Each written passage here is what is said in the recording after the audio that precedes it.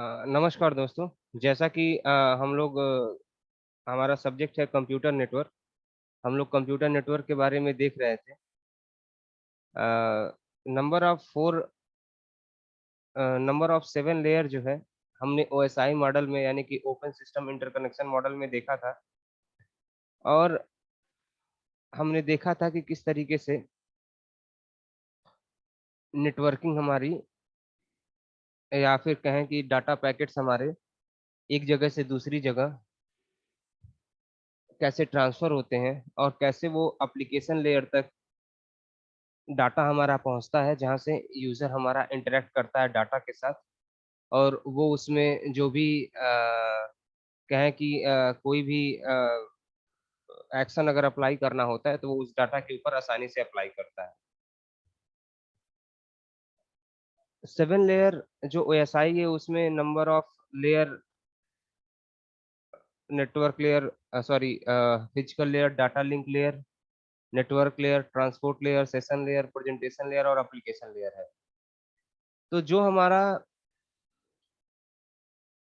3rd unit है, वो हमारी नेटवर्क लेयर के ऊपर बेस्ड है।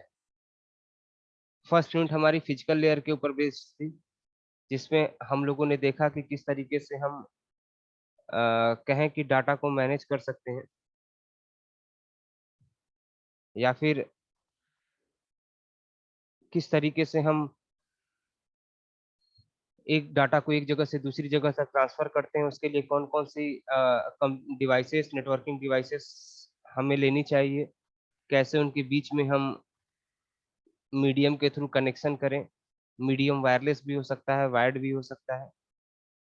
इसके अलावा हमने सेकंड यूनिट में डाटा लिंक लेयर के बारे में देखा था, जिसमें हमने देखा था कि किस तरीके से data link layer 2 sub layer में डिवाइडेड है। एक आपका मैक लेयर और एक आपका एलएलसी लेयर।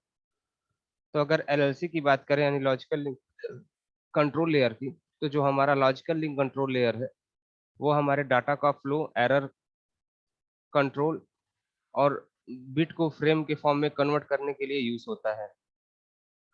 वहीं अगर हम बात करें मैक की, तो मेक मैक का जैसे कि फुल फॉर्म है मीडिया एक्सेस कंट्रोल। तो ये कौन-सी मीडिया को, कौन से डिवाइस को पर्टिकुलर लैन या नेटवर्क के अंदर अथॉरिटी देना है कि नहीं देना है, ये काम मीडिया एक्सेस कंट्रोल लेयर का है, ठीक है? इसके अलावा दोस्तों हम लोग एक प्रोटोकॉल के बारे में हम लोगों ने पिछली बार डिस्कस किया था। उस प्रोटोकॉल का नाम था पॉइंट टू पॉइंट प्रोटोकॉल। और पॉइंट टू पॉइंट प्रोटोकॉल के बारे में जब हम लोगों ने डिस्कस किया था, तो हमने देखा था कि पॉइंट टू पॉइंट जो है, वो काफ़ी इम्पोर्टेंट प्रोटोकॉल था। और जैसा कि देखें यहाँ लिखा हुआ है कि PPP was devised by IETF internet engineering task force to create a data link protocol for point to point lines that can solve all the problem present in SLIP. SLIP क्या था? Serial line internet protocol. तो जो ये पहले एक हमारा serial line internet protocol था जो कि यूज़ किया जाता था, उसमें कुछ प्रॉब्लम्स थी और उस प्रॉब्लम को रिमूव करने के लिए पीपीपी का हमने यूज़ किया। हमने इस पॉइंट टू पॉइंट प्रोटोकॉल के बारे में पीछे काफ़ी अच्छे से देखा है कि पॉइंट टू पॉइंट प्रोटोकॉल क्या होता है। लेकिन आज हम इसके कंपोनेंट्स के बारे में मुझे ऐसा लगा कि मुझे पीपीपी के कंपोनेंट्स के बारे में एक दूसरा वीडियो लेक्चर बनाना चाहिए, क्योंकि उस लेक्चर में कहीं न कहीं मैंने कंपोनेंट ऑफ पीपीपी को उतने अच्छे से मैं एक्सप्लेन नहीं कर पाया हूँ। तो आज हम पॉइंट टू पॉइंट प्रोटोकॉल के कंपोनेंट्स के बारे में डिस्कस करेंगे और समझने की कोशिश करेंगे कि ये जो पॉइंट टू पॉइंट प्रोटोकॉल है, उसमें जितने भी ये क कंपोनेंट हैं, वो किस तरीके से वर्क करते हैं और कैसे वो कम्युनिकेशन को रिलायबल और सिक्योर बनाते हैं, ठीक है? तो पॉइंट टू पॉइंट प्रोटोकॉल हम कंपोनेंट की बात कर रहे हैं, किसकी बात कर रहे हैं बच्चों? अ, 1 सेकंड।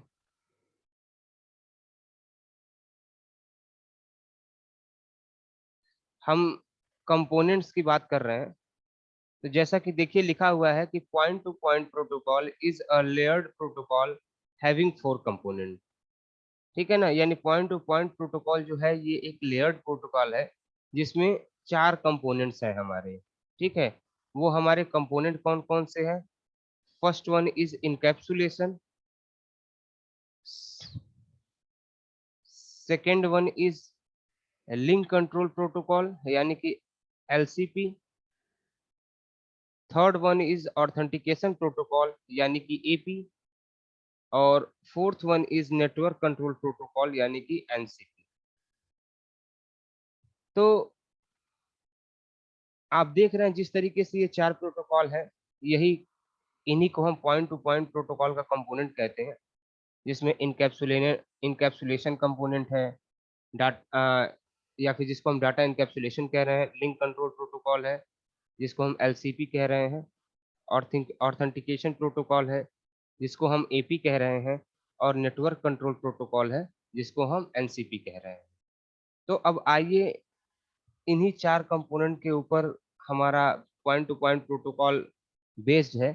तो हम इन 4 प्रोटोकॉल के एक-एक पॉइंट को डिटेल में देखते हैं और समझने की कोशिश करते हैं कि किस तरीके से पॉइंट टू पॉइंट प्रोटोकॉल अपना काम कर रहा है। तो जो सबसे पहला हमारा जो है, आइए देख लेते हैं।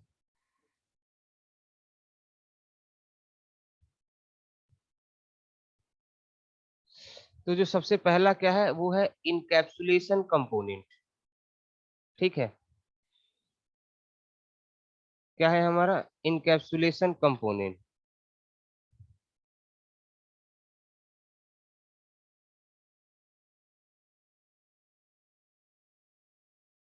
तो सबसे पहला हमारा इनकैप्सुलेशन कंपोनेंट है। तो जैसा आइए देखते हैं और समझते हैं कि इनकैप्सुलेशन कंपोनेंट के अंदर क्या है। तो जैसा कि देखिए यहाँ लिखा हुआ है, it encapsulates the datagram so that it can be transmitted over the specific physical layer। यानी इन ये पर्टिकुलर जो है, जो इसका सबसे पहला कंपोनेंट इनकैप्सुलेशन कंपोनेंट है, ये क्या करता है कि ये डाटाग्राम को इनकैप्सुलेट करता है ताकि वो फिजिकल लेयर पे ट्रांसफर किया जा सके या ट्रांसमिट हो सके। ठीक है ना, हमें पता है कि पैकेट जो है वो डाटाग्राम में होते हैं। तो जब तक उस पर्टिकुलर डाटाग्राम को हम इनकैप्सुलेट नहीं करते हैं, तब तक वो फिजिकल लेयर में ट्रांसफर नहीं किया हो सकता। इसीलिए यहाँ पे लिखा हुआ है कि it encapsulate the datagram so that it can be transmitted over the specified physical layer. ठीक है, इसके अलावा लिखा है in other word data encapsulation is a method used to encapsulate multi protocol datagrams. ठीक है ना, different network layer protocol are simultaneously transported and encapsulated over the same link. The flexibility of the PPP design enables it to the compatible with most supporting network devices।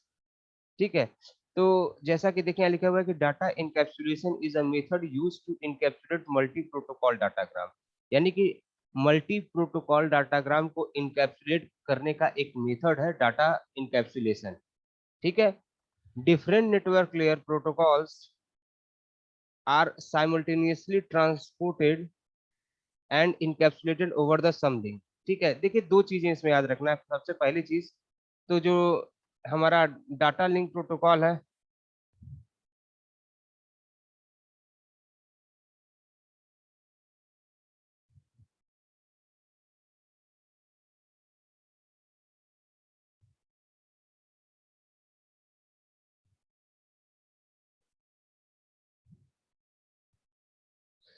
तो mostly जो encapsulation component का काम है वो यही है कि वो डाटा को इनकैप्सुलेट करना ताकि वो फिजिकल लेयर पे आसानी से ट्रांसफर हो सके।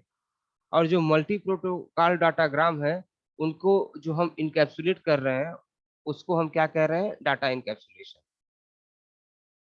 इसके अलावा दूसरा है link control protocol.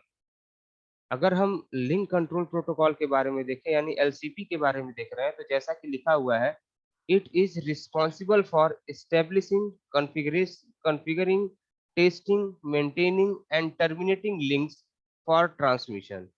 It also import negotiation for setup of options and use of features by two endpoint of the links। तो यहाँ पे कहने का मतलब क्या है, जो हमारा लिंक कंट्रोल प्रोटोकॉल है, वो प्रोटोकॉल किस लिए यूज हो रहा है हमारा? लिंक कंट्रोल,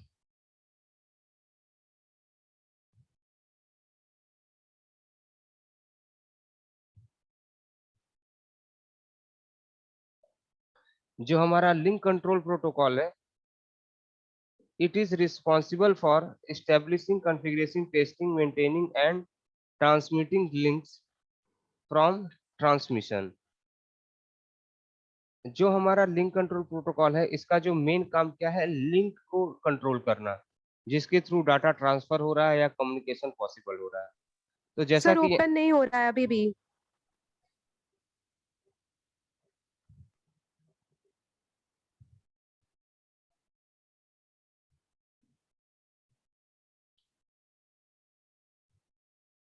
तो लिंक कंट्रोल प्रोटोकॉल के बारे में हम डिस्कस कर रहे थे, और हमने देखा कि लिंक कंट्रोल प्रोटोकॉल, जैसा कि इसका नाम है, इसका जो मेन काम है ये है कि लिंक को मैनेज करना, जिसके थ्रू कम्युनिकेशन हमारा हो रहा है। जैसे लिखा हुआ है कि जो हमारी लिंक, ये किसके लिए रिस्पॉन्सिबल है? लिंक को इस्टेब्लिश करने के लिए, उसके कॉन्फ़िगरेशन के लिए, टेस्टिंग के लिए, उसके मेंटेनेंस के लिए, एंड जब काम हो जाए यानी लिंक के थ्रू जो भी डाटा ट्रांसफर होना है, उसके हो जाने के बाद उसको टर्मिनेट करने के लिए। तो ये सारी रिस्पॉन्सिबिलिटी हमारी लिंक कंट्रोल प्रोटोकॉल के ऊपर होती है, और लिंक कंट्रोल प्रोटोकॉल जो है वो इन सारी चीज़ों को मैनेज करता है। इसके अलावा अ,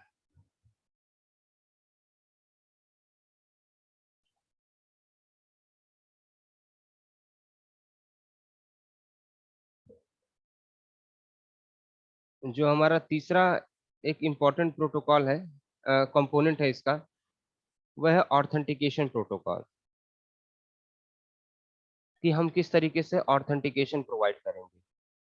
तो ऑथेंटिकेशन प्रोटोकॉल में जैसा लिखा हुआ है कि these protocols authenticate and point for user of services, the two authentication protocol of PPP. Authentication protocol, जैसा कि नाम है, ये यूजर को ऑथेंटिसिटी देने के लिए काम आता है। और दो तरीके, पॉइंट टू पॉइंट प्रोटोकॉल में दो तरीके के ऑथेंटिकेशन प्रोटोकॉल हैं। एक आपका है पासवर्ड ऑथेंटिकेशन प्रोटोकॉल, दूसरा है आपका चैलेंज हैंडशेक ऑथेंटिकेशन प्रोटोकॉल। अगर हम पासवर्ड ऑथेंटिकेशन प्रोटोकॉल की बात करें, तो ये सिंपल प्रोटोकॉल है जिसमें हम यूजर नेम और पासवर्ड डालते हैं, और अगर वो करेक्ट है तो हमें लॉगिन मिलता है, अदरवाइज वो लॉगिन डिनाई बता देता है। जैसा कि देखिए यहाँ पहला लिखा हुआ है कि पीएपी यानी,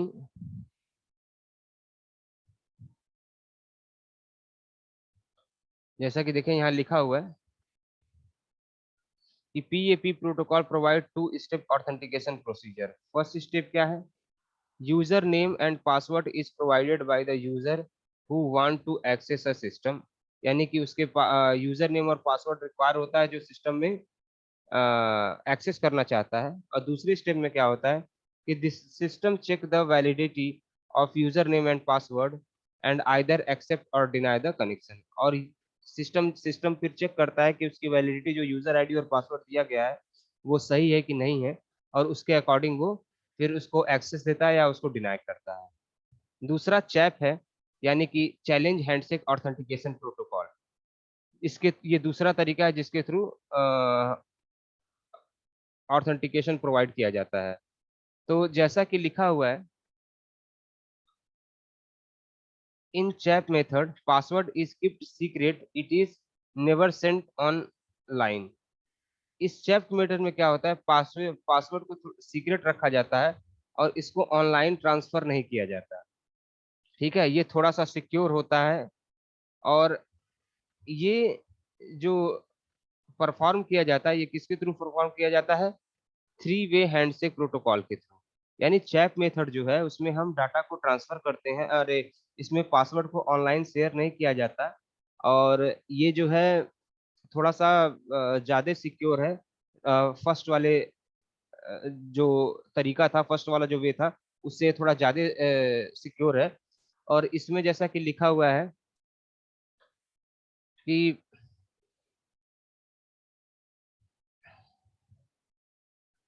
ये three way handshake handshaking authentication protocol है। इसमें पहले स्टेप में क्या होता है कि system send a challenge packet to the user. The packet contains a value, usually a few bytes. जो सिस्टम है वो एक चैलेंज सेंड, जो सेंडर सिस्टम है, वो एक चैलेंजिंग पैकेट जो है वो यूजर को सेंड करता है। यानी कि सिस्टम जो है एक चैलेंज पैकेट जो है वो सेंडर को सॉरी सेंड करता है यूजर को, जो कि फ्यू बाइट्स का होता है। अब दूसरे स्टेप में क्या होता है, using a pre defined function a user combine these challenging value with the user password and send the resultant packet back to the system. अब जो चैलेंजिंग पैकेट मशीन ने भेजा है यूजर को, अब यूजर उसमें क्या कर रहा है कि अपने पासवर्ड को ऐड करके देन वो वापस से भेज रहा है मशीन के पास। ठीक है, फिर मशीन क्या कर रहा है, system then apply the sum function of the password of the these of the user and challenge value and creates a result. It result is same as the result sent in the response packet. Access is granted, otherwise it is denied. यानी कि जो हमारा तीन वे हम बात कर रहे हैं, पहले में क्या है कि सिस्टम यूजर को एक चैलेंजिंग पैकेट भेज रहा है जो कुछ बाइट का है। फिर यूजर क्या कर रहा है, उस चैलेंजिंग पैकेट के साथ अपना पासवर्ड ऐड करके भेज रहा है। सिस्टम क्या कर रहा है, फिर से चैलेंजिंग पैकेट और पासवर्ड को अलग कर रहा है। और अगर पासवर्ड सही है, जैसा कि रिसीवर इनसे भेजा गया था, तो वो उसको एक्सेस को ग्रांट कर देगा। और अगर नहीं सही है तो वो एक्सेस को डिनाई कर देगा। तो ये पॉइंट टू पॉइंट प्रोटोकॉल में ये दो तरीके से हम लोग ऑथेंटिकेशन को मैनेज करते हैं। इसके अलावा